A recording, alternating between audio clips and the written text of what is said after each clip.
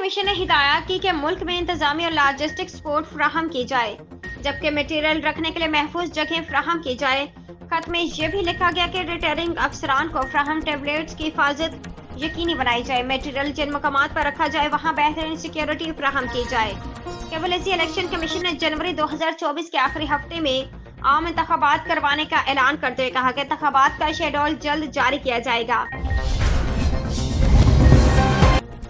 New York अक़वाम मुत्तहिदा के ख़ुसूसी नुमाइंदे बराए अक़लियती अमूर फर्नीनेट डी वेरनेस का कहना था कि भारत की बढ़ती हुई अक़लियतियों के हकूक़ की खिलाफ वर्जियों ज़्यादतियों की वजह अनफरादी या मुकामी नहीं, ये मोदी हुकूमत की मुनज़्ज़म साजिश है। तफसीलात के मुताबिक अमरीकी कमीशन बराए बैनुल-अक़वामी मज़हबी आज़ादी USCIRF ने भारत में इंसानी हकूक़ की वर्जियों के खिलाफ मुकदमे की सुनवाई की।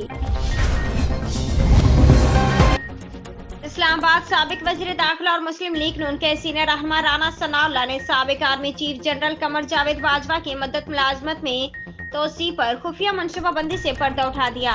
निजी न्यूज चैनल के टॉक शो में जब राना सनाउल्लाह से सवाल किया गया कि क्या कमर जावेद बाजवा की मदद मुलाजमत में 3 साल की तोसी का एहतमाम आपकी पार्टी ने किया था, तो उन्होंने इस बात का एतराफ कर लिया। सियालकोट के ज़िला अदालत ने कौमी एयरलाइन को सारिफ को हर्जाना अदा करने का हुक्म दे दिया। अदालत ने सारिफ की दरख्वास्त पर फैसला सुनाते कौमी एयरलाइन को नाक़िस खिदमात की फरहमी पर हर्जाना अदा करने का हुक्म दिया गया है।